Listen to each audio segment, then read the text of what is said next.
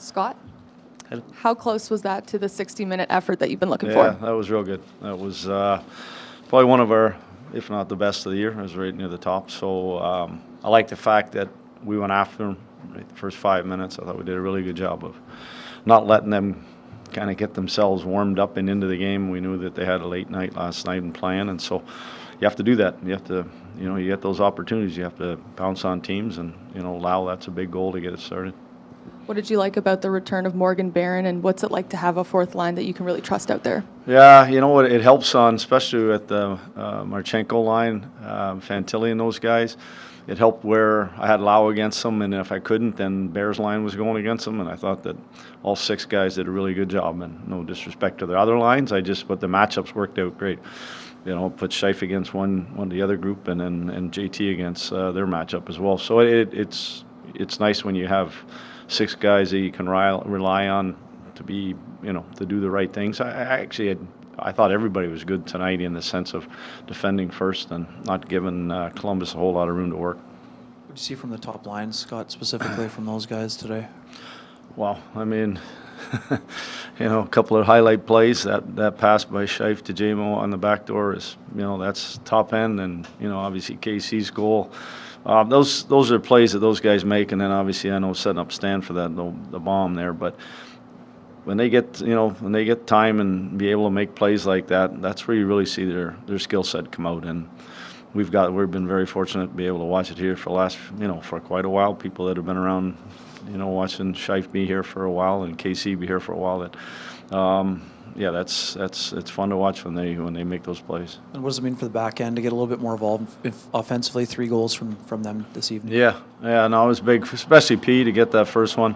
On the power play, they kind of set it up there. It kind of worked its way through faceoffs, and JT winning some draws, and they used the back of the net. I like the way that they kind of worked their way into that. But when your D can add offense from that back end, it makes you that much more dangerous. We talk about depth scoring, and sometimes you just look at the forwards, but I think that Columbus is the highest scoring D in the league right now, and that's a big part of the game. If you can have guys coming from that back end and being dangerous and getting their shots to the net or attacking the net, as both as JMO did on his, those are big, and it puts pressure on the opposition.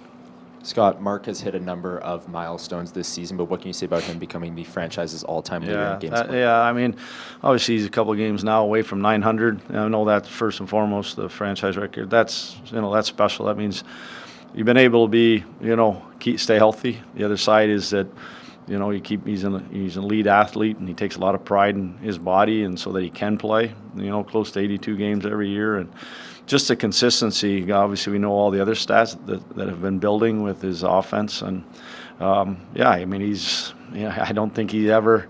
He's getting the recognition. I think people are really starting to recognize there's a real good hockey player in Winnipeg.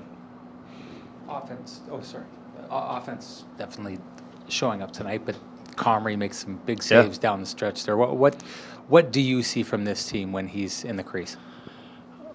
You know what? I think that it's everybody wants to win for either goaltender, but at the end of the day, when your backup goes in, you want to be you want to make sure that you're limiting the amount of opportunities that come the other way. But that's one thing about Combs. He frustrates our players in practice, because that save that he made on the power play diving across, he does it in practice every day, once or twice. So he's very popular in our room. He's around because you can hear him, but he is, for guys to step up, and obviously last year was a little different. We didn't give him the run support. This year we've done a better job when he's been in the net. One of your veteran D we don't talk about as much is Dylan DeMello. I think he's the one that Wood passed for his breakaway, but he also gets that block with Comrie down and out.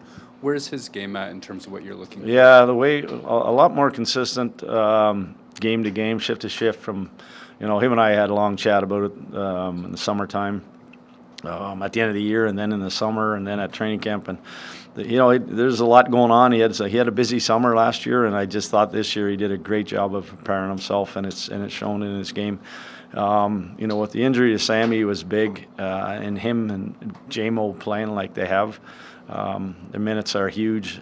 Being able to do, some of the things J-Mo gets the offensive side, but Mel does a lot of good things defensively. And I know he's mad at himself on the Wood goal because we had showed some, like Columbus does blow out their wingers on some, when out of their zone. And but he at the end of the day, his consistency has been real good this year, and that's what we were hoping for. Just on Scheifele becoming the franchise leader, it seemed Connor didn't necessarily know. Scheif said he was just surprised by it too, but you always seem to know these things. Was this one that you guys were tracking internally, or did it sneak up on you too? No, we knew. There's another one coming in 2 games too, so there'll be a little bit more of that. We always acknowledge everything, whether it's at the pregame meeting or on the ice, whatever. But yeah, this was kind of knew that was coming on the ice, so kind of let him get his celebration. Sorry, I got to admit my ignorance. What happens in 2 games? Just do the math. Whoa, math guy.